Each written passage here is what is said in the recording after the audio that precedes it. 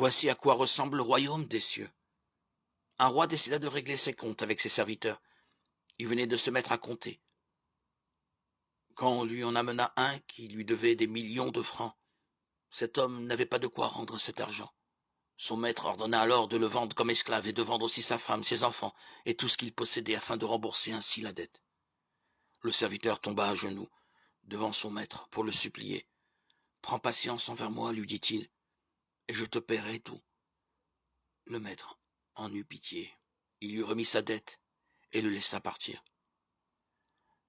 Le serviteur sortit et rencontra un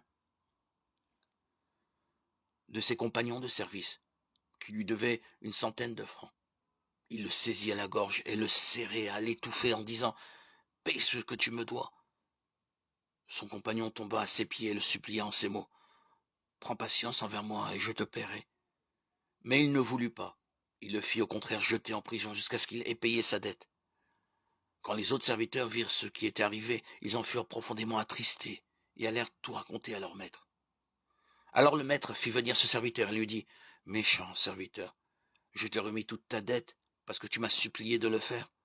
Tu devais toi aussi avoir pitié de ton compagnon comme j'ai eu pitié de toi. » Le maître était très en colère et il envoya le serviteur en prison pour y être puni jusqu'à ce qu'il ait payé toute sa dette.